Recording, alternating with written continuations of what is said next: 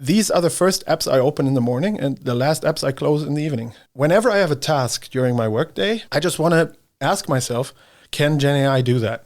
Or can it assist me with any task? And for that, they need to be open, those systems, right? So that I can go to those systems and say, okay, let's try it out.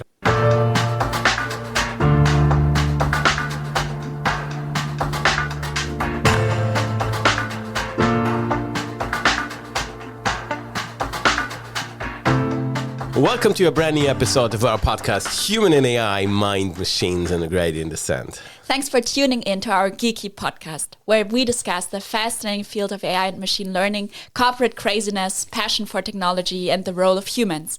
We are Uli and Abri, your hosts for this episode.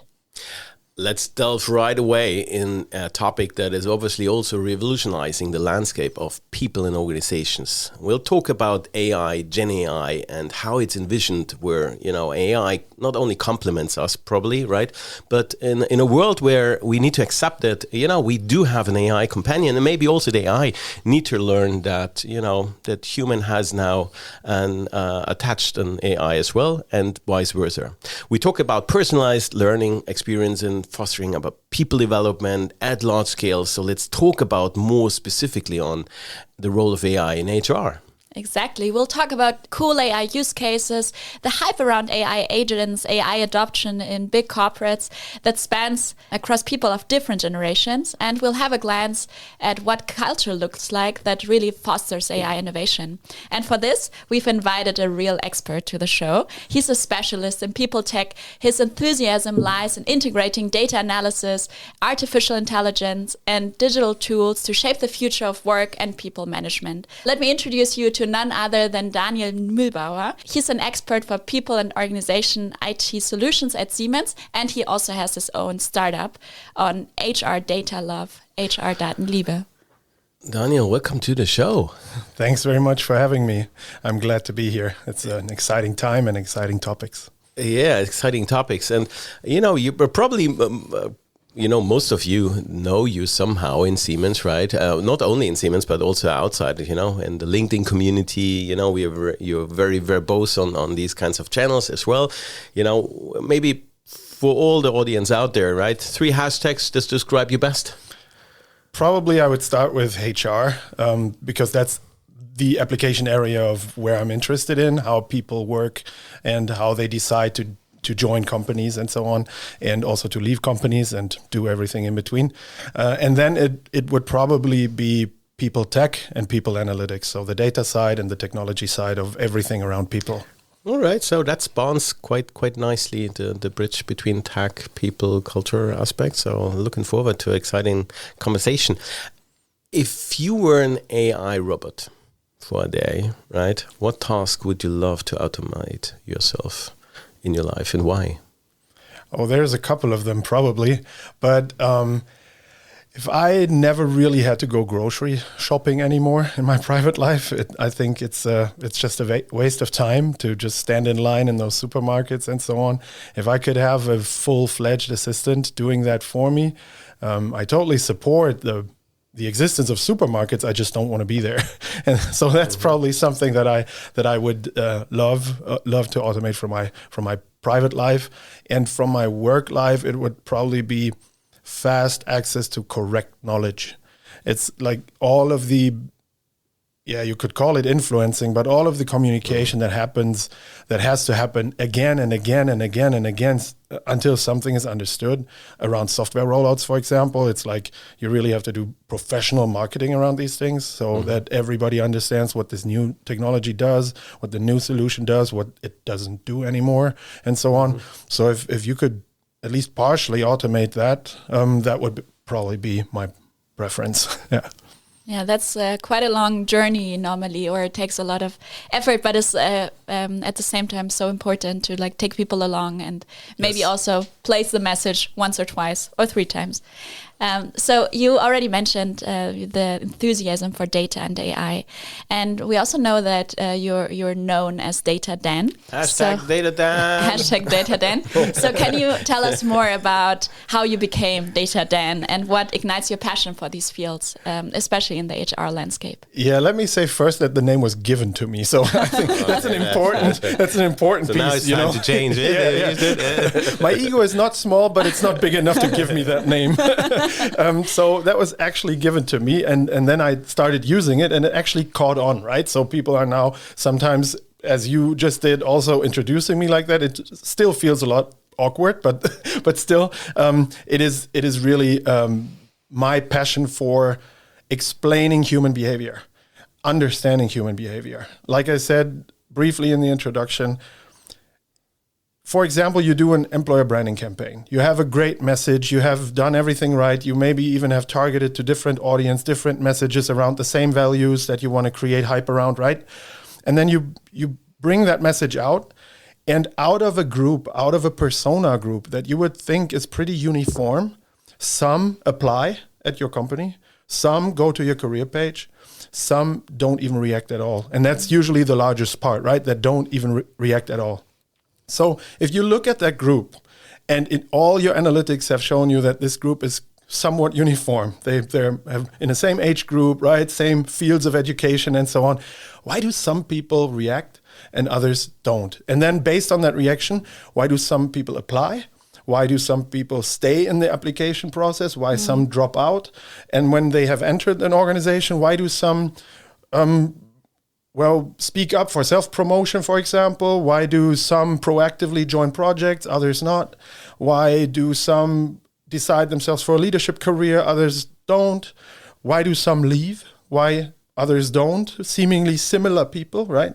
So all of these whys is just what interests me. And it's also my background as a social scientist in economics, right? And econometrics, to try to understand the sociological, psychological factors behind human behavior. And that's why I love data so much, because it makes it transparent.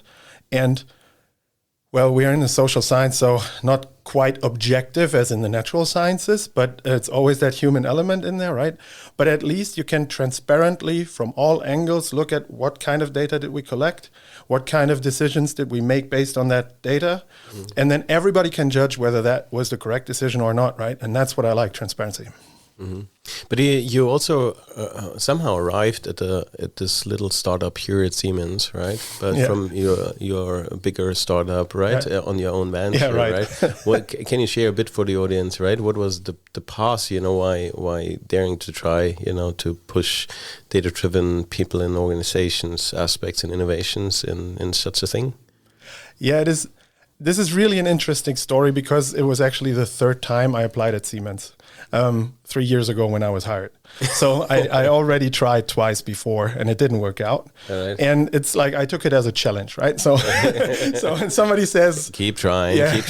Somebody says, that's the right mindset. It's really something like, I used to do a lot of competitive sports, and when someone or something says, that you can't do that, I usually react with, okay, let's see if we can do that. Watch me. Yeah, watch me do it. I take pictures. And that's why that was the first initial thing. But my first contact with Siemens was during my dissertation, when colleagues of ours showed me the Perlach offices and the back then new open office concept and so on. And I found this so interesting to see a company that was perceived back then even more as a pretty old school company, right? Pretty conservative and so on, trying this kind of concept. And during that show of this concept, people were pretty honest about what works, what doesn't work. So people who used to have their office in the corner, right, with a nice view, now have an open office, which they don't like. So they try to work around that and so on, right? Everybody has to have their home zones and so on. It was really interesting, also from an employer branding perspective. That was my first interaction. And then I just kept trying over time. And I eagerly wanted to be part of such a large scale organization with so many different businesses to see whether data could be the connect, whether data could drive people decisions around here. And well, when the position was shown to me by the LinkedIn algorithm. I was like, okay, let's try again. And then it worked. There you go. Yeah, glad to have you, right? I guess I'm the very company, glad. right? So now you've been a bit of in a couple of experiences you have already, and quite some time also with Siemens, and specific on data-driven people in organization use cases. Let's say maybe AI-driven. What's your favorite top 3, top 5 use case where it's like this? See that is where we feel the transformation of the work experience, of the employee experiences. Can you share a couple of thoughts on that? I would say, when I say use cases now, it doesn't mean we have them ready already, right? Or we have them implemented. It's just things that I personally find very, very interesting. So everything around knowledge and the time to information. Like I said at the start of this podcast already, that time to information for me is something that's also very inefficient, right? If I have to look for something very long, if I then cannot be sure to have found the correct answer because so many different answers are there and so on. I think if we could reduce time to information for everyone around the globe by like 10%, that's a huge business case, right? Also, and I'm an economist by training, so these things interest me very much. So everything around RAG-based technologies where you can try to, based on generative AI, try to find better searching results basically in all of our different content pieces and knowledge pieces and documents around the globe. This is very interesting to me. And then this is like the information retrieval type of cases, right? Everybody goes for those at the moment, also in other companies. Like that was like, okay, we need to amp up our chatbot, right? But what so that means when employees in the organization looking for specific information about travel, about reimbursements, about onboarding, stuff like that, these kinds of cases. Okay. Yeah, I love those because there's also a lot of different knowledge out there where you may feel it's conflicting or something, and you as a human, you're very slow in judging which is the correct answer and so on, right? And AI can support that. But what I really find even more interesting is a class of use cases I would call co-creation or consulting or something, right? Where you actually have your own little assistant on a certain topic that keeps on challenging you. And I can share a personal use case here. I don't know, it hasn't been scaled or anything. It's just for me at the moment. I've created with our internal tools just by prompting I would say, critical stakeholder bot. It prepares me for any kind of presentation or anything. I can share my presentation with it. I can share my storyline with it. I can talk to it also in some of our solutions. And then it keeps on hammering me with critical questions. Right, that's the way it's set up. Oh, it's I hate it. I hate it. It is getting on your nerves definitely when you use that. But it really helps to prepare, right? So it really, what you usually had to do if you were of the nervous type, as I sometimes am, then you had to like talk to other people and give you feedback on your presentation. You had to like kind of stage your presentation or something, right? And now I just talk to that thing, and it's set up the way that it asks me questions, and if I answer to a level that it finds satisfactory, it stops going on deeper into the topic. But if it's not satisfied, then it goes deeper into that same kind of topic and keeps on asking questions on that point, right? So I learn a lot about my storyline of the presentation, my content of the presentation, and I kind of, it's a form of training before I go into the real thing. And you could multiply this kind of methodology for anything. We could have recruiters training their first interviews. If there are junior recruiters, never interviewed anybody yet, right? They could train themselves. We could train, which there is actually a bot already in a pilot phase. You could train feedback scenarios, right? Where you give feedback to your colleagues, peer-to-peer feedback, but also leadership to member feedback and so on, right? All these preparation, co-creation bots that can help you get better at your job, at your task, 24/7 basically. You don't have to wait till somebody is back from vacation or anything to spar something. These kind of sparring use cases, co-creation use cases, I find very, very interesting.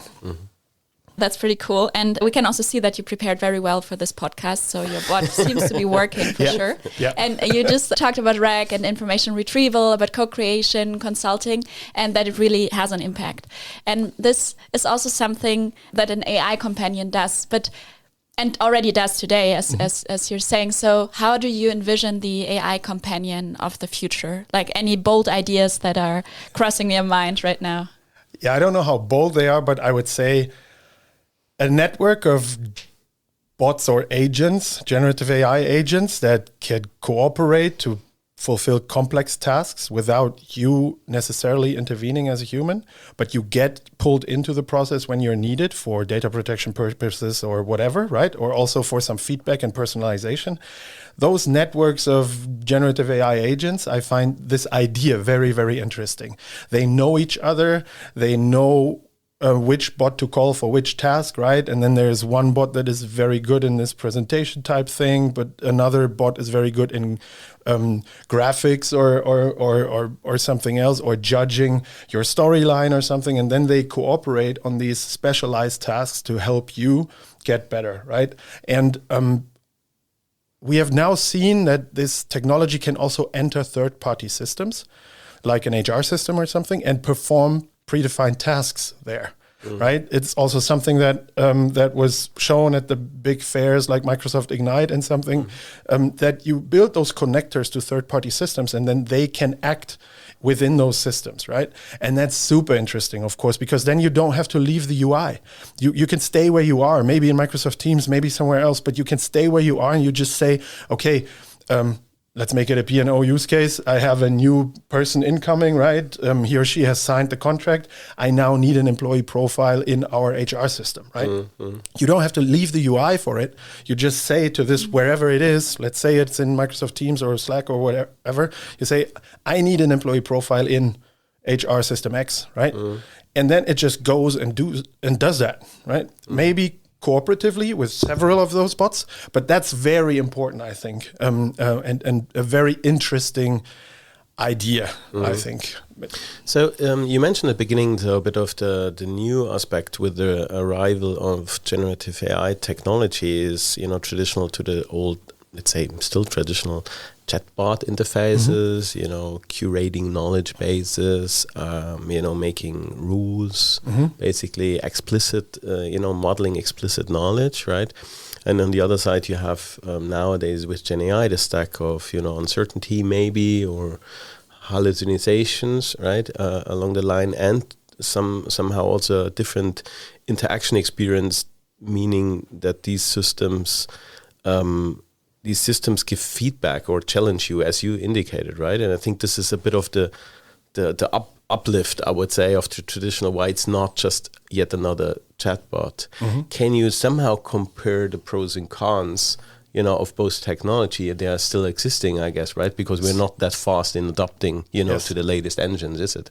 Yeah, definitely. So, for example, our current chatbot for P&O purposes, Carl, it's an AI expert system, meaning it is somewhat hard-coded in the back with if-then, basically, scenarios where intents and answers are predefined. And if a user hits a keyword close to an intent, then it gets a predefined answer from a set of potential answers and so on, right?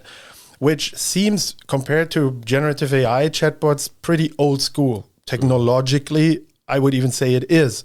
On the other side, it's incredibly accurate because you fenced it. Through those intents and answer pairs, you fenced it. It cannot just answer anything. It cannot be prompt injected or anything, right? So if you don't tell it the right thing, it will just not react and say, hey, I don't know anything about this, basically, right?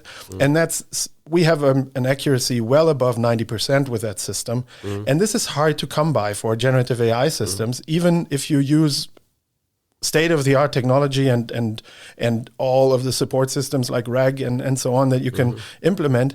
We still, in our pilots around the topic, we still never really reached 90%, 91% of accuracy.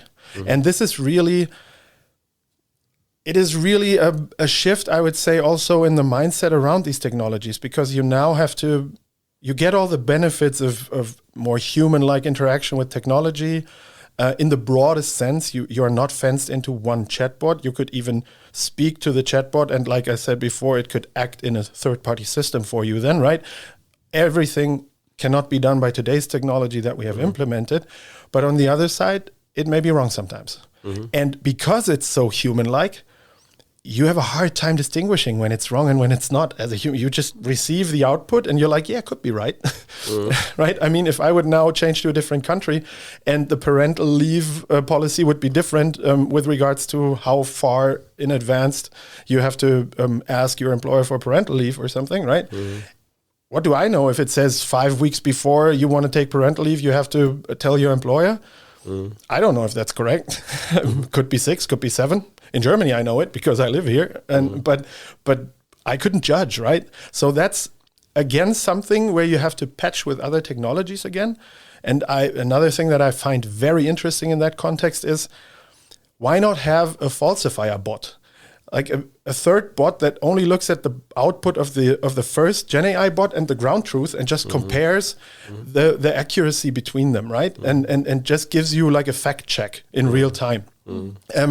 And this is what I mean with this cooperation. So if I had to weigh the cost benefits, I would say is on the one side, a very accurate system, expert AI, hard-coded, I would call it, with a lot of maintenance effort in the back end. On the other side, less maintenance effort because GenAI can basically write its own knowledge articles and so on, right? But less accurate, at least up to now. And so on the one side now, the comparison between, chatbot and let's say GenAI-powered critical sort of reasoning, let's say, constraints aspects. And then you have the second interface, which are very prevalent in HR, or we call it P&O here in Siemens space, which are called RPAs, the corporate gaffer tape, let's say, of wiring things together. And if I understand you correct, so you position the so-called agentics aspects of generative AI, a bit of the 2.0 RPA things seem to be, right? Can you compare these kinds of things again? The hype on agentic, workflows is tremendously. Everybody has high hopes of, this will bring us even, towards marginal cost of intelligence goes down, and, quite some hype in there. Can you contextualize a bit of these? Definitely. So I will come to the hype around the topic after that. But at first I would say, I always see the generative AI aspect more on the UI side of things, so how you interact with the technology. And then it may call classical robotic process automation workflows that are not generative, that are not probabilistic, that are deterministic in nature, right? They do what you tell them to do. But the GenAI helps you to access these systems, to access these workflows. Where before you had to know where they are, you had to know what to call them or how to basically formulate your intent to get things done, or you had to push a button somewhere. Now you just talk to a technological layer which then directs you into those areas, right? And that's kind of like how I would bring them together. And that's how it can become 2.0. Then there's, of course, the level that the process automation itself is run by generative AI. So it's not deterministic anymore, but it can understand language, and therefore it can translate between different languages, also like programming languages and so on.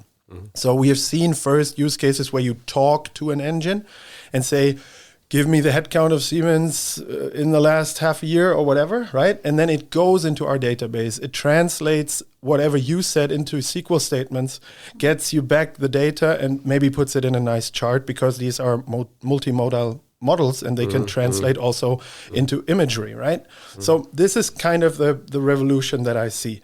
The hype around these things is, for me, the fact that every sub-step of a sequence of mini workflows needs to be correct for the entire workflow to work, right?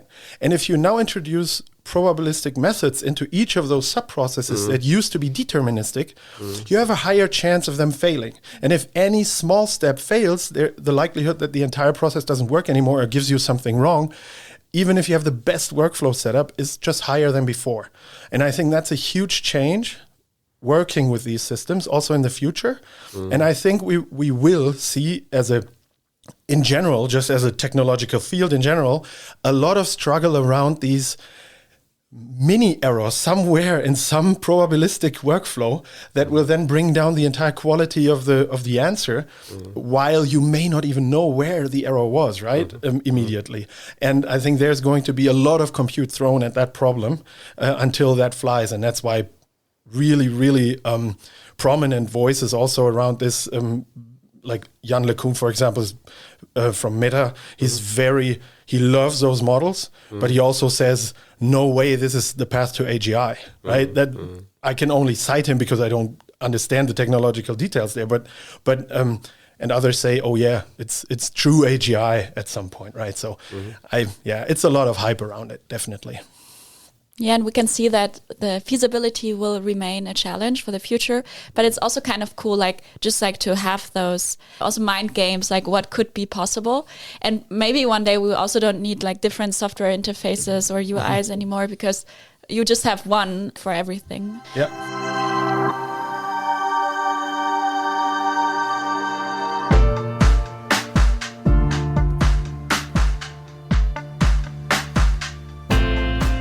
So what's kind of cool is we see that there's a lot of potential with AI, but we can only seize that potential if we actually adopt AI. And we at Siemens, we have quite a big amount of people working here, even across 5 generations. Isn't that crazy?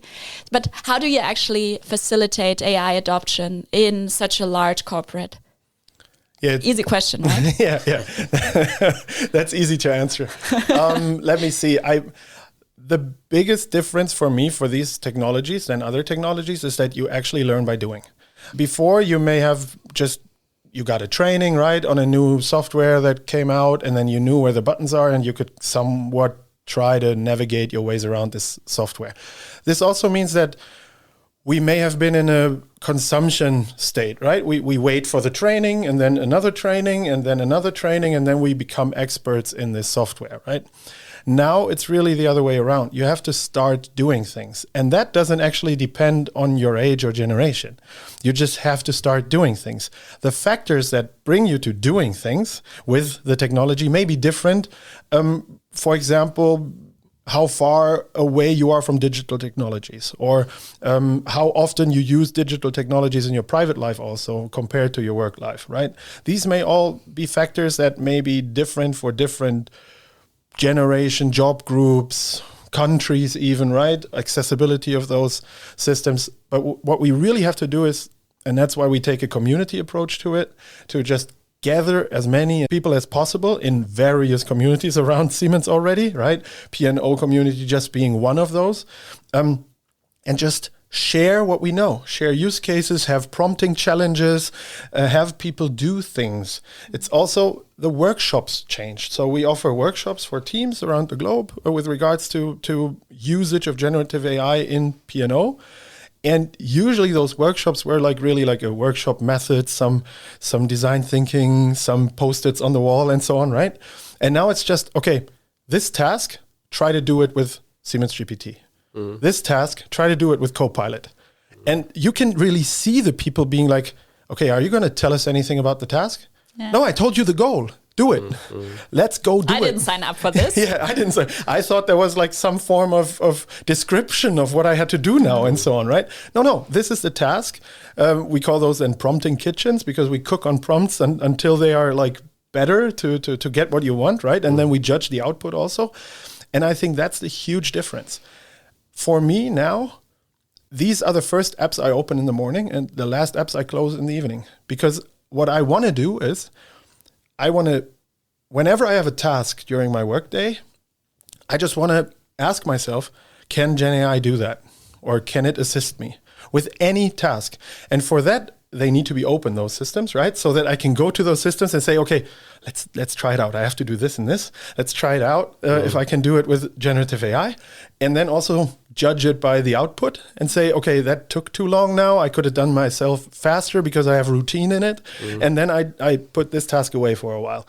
But others are really surprising me. So to sum up, it's all about doing these things, actually using the systems that we are allowed to use, which is quite a few. So it's a good thing at Siemens to have these different solutions in place, and then start experiencing what it can do and what it cannot do. So, but that's seems awesome, right?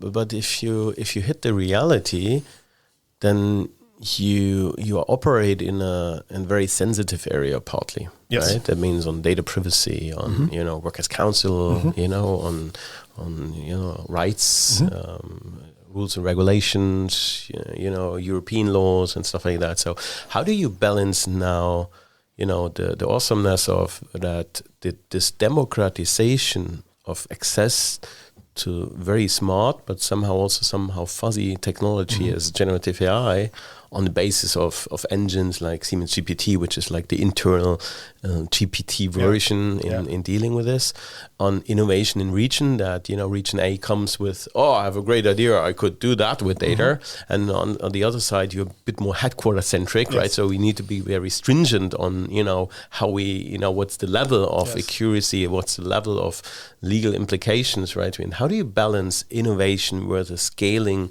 and democratization of this tech? That's a huge thing, and as far as I can tell, I'm very glad that the platforms themselves that we can use internally have a somewhat called privacy by design element in it, right? So if you can, as a user, be quite sure that if you're using this platform, it has a security level, which we call ACP levels at Siemens, attached to it. And you, therefore, as long as you know what these levels are, you know what you're allowed to do with those platforms. That's a huge help, because then you don't have to think for yourself every time. You can say, okay, that's ACP level 2, and therefore I can do this, and that with it. At the same time, of course, people need to know those levels, right? That's the hugest factor, is that people at the front end of the technology enter things they're not supposed to enter, or get output they're not supposed to get in the context of their local regulation. And therefore, it's a lot of training, it's a lot of talking about these topics, it's a lot of showing actual use cases. And then what I personally always tell people if they ask me about it is, hey, this technology is so cool, you can just work with synthetic data. Why take the real data from our systems in the first step of a pilot?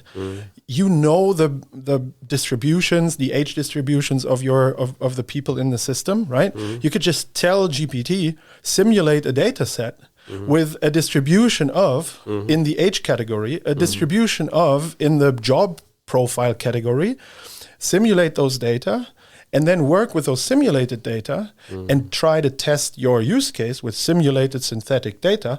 You never really used any actual data from Siemens, but you used data that is similar in form and in distribution and in all of the statistical requirements to check whether this use case flies, right? So I think that's a thing that we may not even do often enough yet to simulate. I mean, on the product side, we have digital twins, right?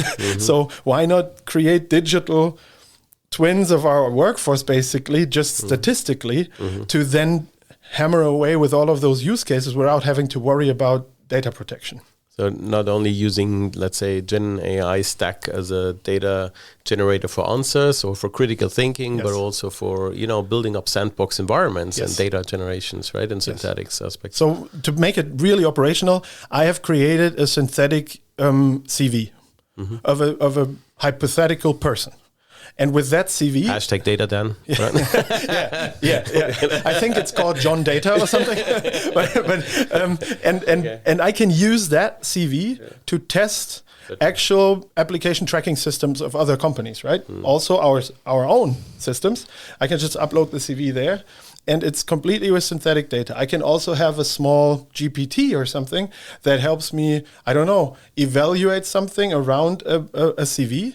And I don't have to test it with a real CV. I can test it with those synthetic CVs and see whether the output is nicely put, right?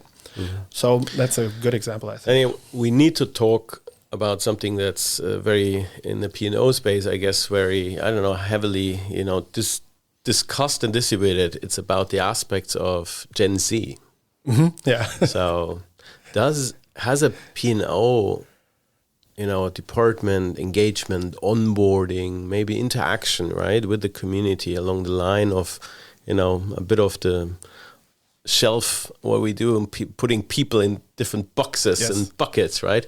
Has the definition somehow, right, or the notion of Gen Z changed something? What's your view of, on the one side, maybe leveraging technology and also adopting in with regards to a bit of more data-driven culture? Yeah. So a quick side note, I have to do that because I'm Data Dan. A quick side note on the whole generation topic. You don't find generational differences actually in large-scale data sets, right? So you don't find those strong, as they are proposed, differences between generations with regards to work ethics or work-related values, right? You find them in smaller studies when you ask 100 people or 1,000 people somewhere in the world, non-randomly, would you do that or this, right, at work? And people, of course, say yes, and then you hype it and you put it out and you sell, I don't know, consulting around it, right? That's a very important thing for people. But I just want to clearly state my personal opinion here that I haven't found strong generational differences statistically in meta-analyses around the globe regarding generations, right? Even in those studies where they follow the generations from when they are young through their entire work life, so cohort studies basically, and then compare actual generations, so young people from the 50s with young people from the 80s, they don't find these huge differences. Meaning the difference within one generation with regards to work ethics, work values, technologically advancement or digital nativeness or something. Within a generation, the differences are always bigger than between generations. Right? So you always have the tech experts in all generations, right? And you don't find it specifically. That said, there is still something that's always different about young people. In every generation or in every year, younger people usually don't have so many side bets. They don't own a house yet, they don't have a family yet, and so on and so on. Therefore, they can be totally differently behaving on the labor market, right? Because they're less bound. If you ask a young person to travel, he or she can if she likes, right? If you ask me to move to another continent, I would like to discuss this with my family of 3 children and partners and so on, right? So there's a lot more side bets. And I think that's the huge difference, that younger people also now entering a labor market that is more pro the labor force, basically, because we need so many people and we have a scarcity of people in more and more fields. Of course, they can demand different stuff. It's just a form of demand power. They have more power now than 20 years ago. If somebody 20 or 30 years ago would have said, I want to work from home 3 times a week, every boss would have said, you work somewhere else, right? And today, we have a regulation for that you can work from home, right? Because that changed. It's just a demand power. I had to get that off my chest because I want to be authentic and consistent with my generational arguments. But what I see definitely is that different media, for example, are used. So younger people are definitely in different platforms when you want to reach out to them and bring your message across with regards to employer branding, for example. You just find them in different digital places than you used to find them because something like Minecraft didn't exist, or I'm making a lot of stereotypes now, but but some like Roblox or other games just did not exist. But I think when you go to, we are always, like, not we as people, but Siemens is always very present at the Gamescom, for example. And you will see not only young people at the Gamescom, right? I'm a gamer, I would be there, right? And I would call myself, with almost 42, not young anymore. So it's something I think where we need to lift off the generational thinking and just think of how can you personalize your offerings. How can you also as a P&O function, how can you personalize things to different kinds of people? Not saying that they need to be of one generation or another. I always say if somebody has kids and needs to take care of young kids, he or she may have the same preferences with regards to work life than a potentially older person that needs to take care of an older relative. It's totally different scenarios, but the preferences at work are probably identical or close to identical, and you can personalize to both groups your offerings, your benefits, your flexibility arrangements, and so on. And for that personalization, generative AI can be hugely important. Right? Thanks for sharing. So And maybe that connects a bit of the cultural aspect. So we often hear that, the importance of culture to embrace a data-driven culture, AI adoption culture, right? Makes people safe, makes feel cozy, in embracing the new, I would say, right?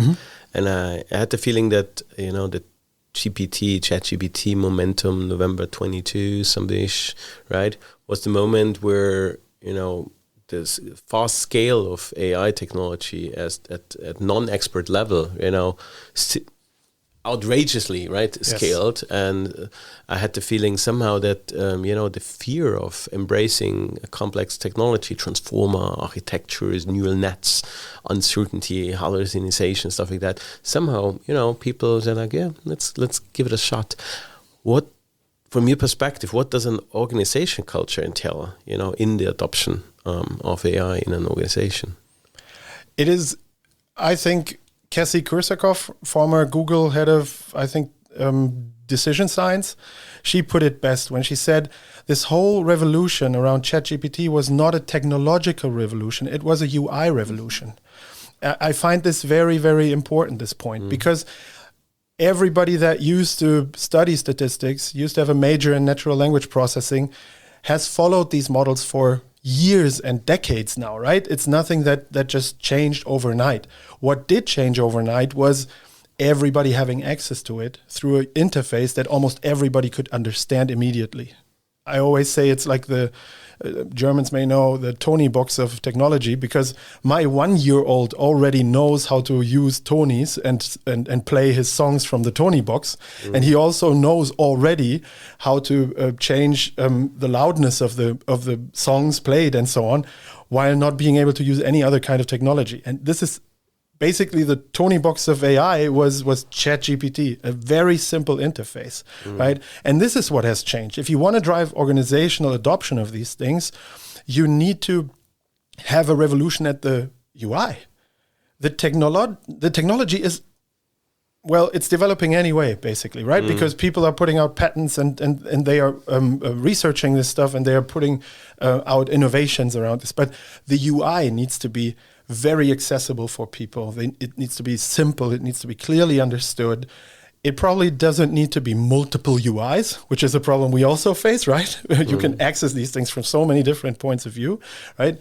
And that's, I think, one of the aspects. The other aspect is this fear aspect, driven by, we can now could discuss in length if it's driven by media also or so on. There's always this notion of you will lose your job, right? And that's always something that I say, yeah, but you're in charge. I mean, you can just learn the technology. I'm a trained economist now, working in the, at least at the crossroads of IT and HR. I'm not an IT person. Honestly, my grades in statistics and math, if you would see them today, you would not say that I work in this field. So you could just get ahead of that curve and then try to see where this technology can help you. And I found an interesting working paper, haven't read it completely yet, but it seems to show that the value of generative AI models is larger for people that know their own limitations, because they specifically know better where to use AI, because they know what they don't know. And they are also not too arrogant to say, I don't know that, and that's why I ask Perplexity or whatever, right? And that seems to show for people that know their own limitations, they better work with AI. So organizational adoption of these technologies is, I think, a lot about managing the fears around it. We have talked before the podcast, we have talked about this rising fear now that people, they start to think that they start to feel a shame, I think, around not knowing too much about the technology yet. So it's been around or accessible for 2 years now. Everybody's talking about it. And now those people who have not used it so often yet, right? Who have maybe once opened it and then didn't like it and never used it again. If they enter a room, everybody seems to be an expert in this field but them, right? So they don't want to really say that they haven't started. And for an organization-wide adoption, you would need to engage these people to kind of take their shame away and say, hey, no, No, you can start at any time, right? You could just go for it. But the important thing is that you start. So let's do that together and let's go. And I think that's also a huge cultural shift. Yes. Because it's never too late, and we need each and every one on this journey. Yes. Yeah, the journey so far has been very exciting. But now looking to the future, Daniel, looking into the crystal ball that is in front of you right now, where do you see the most exciting opportunities to integrate AI into the HR space?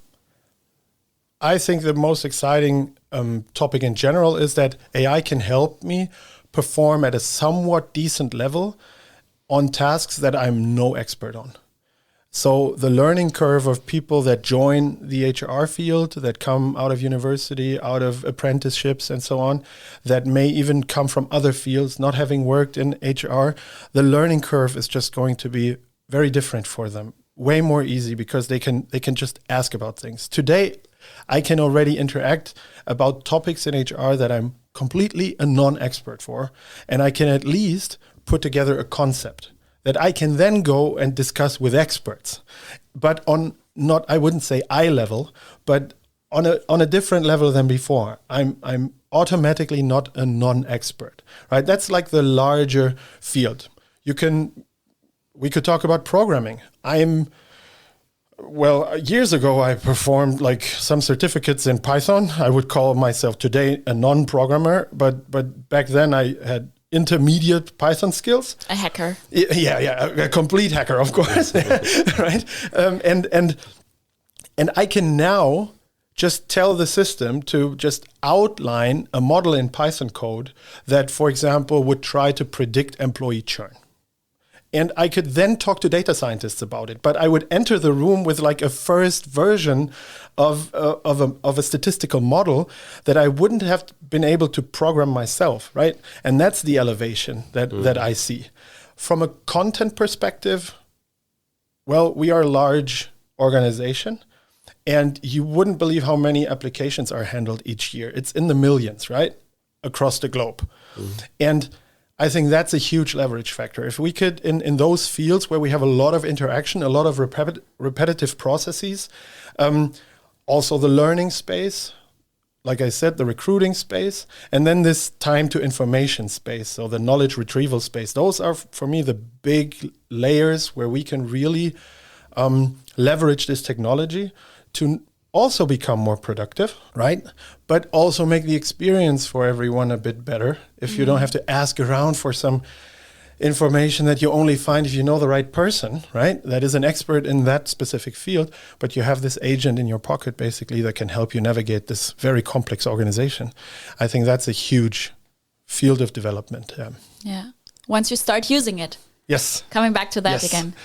And with that, we basically close the circle. And Daniel, we're so happy and grateful that you took the time 2 days before your birthday. Oh yeah, that's right. To spend with us, to share some insights into how you see AI developing in the P&O space. And before we let you go, we would like to play a game with you. Okay. And you cannot use ChatGPT to help you this time. And the game is called Authentic Autocomplete. It's a little bit like prompting with ChatGPT. And it's really it's great fun. It's Uli's favorite game. He plays it all the time at home. So for the closing, I would like to give you a couple of sentence starters and you finish them. Okay. Sounds good? Yes. Are you ready? Yes, I am. Final challenge. We'll see. Siemens is? A great company to work for. Works. AI is? A huge challenge and a huge potential driver. Totally agree. Data is really awesome because? It makes information transparent and decision processes transparent. Yeah, go for that. Not bad. Humans and AI are a match made in heaven because? Because they've been both through hell and know what heaven is like. Oh, that's very charming. Yeah, very charming. Oh, we need to trademark that as well. Right? Yeah. And last but not least, maybe Uli, you take this one. If I could invent one rule for everyone in the world to follow, it would be? Be nice to each other. That is what we felt here with you as well, right? Thank you. Daniel, thanks so much for being that open, that passionate, right? That enthusiastic, that verbose, that, shaping, your personal stories around it, but also your perspective from a data-driven, AI-driven, AI-first culture in the P&O community. So thanks so much. Yeah, thanks for having me. Thank you very much. And folks and startups out there, maybe, connect with Daniel and us on LinkedIn, right? He follow him up. I would, let's give him another 10,000 followers, right? At least. At least, right? I think he's shaping very nice, very interesting and value-added experiences on LinkedIn. So please do follow him, press the little follow button or connect with him or write him comments in there, because I think it's great sharings what he does. Otherwise, stay bold, committed, and open-minded. And we hear us definitely at the next Siemens AI Lab podcast. Cheers.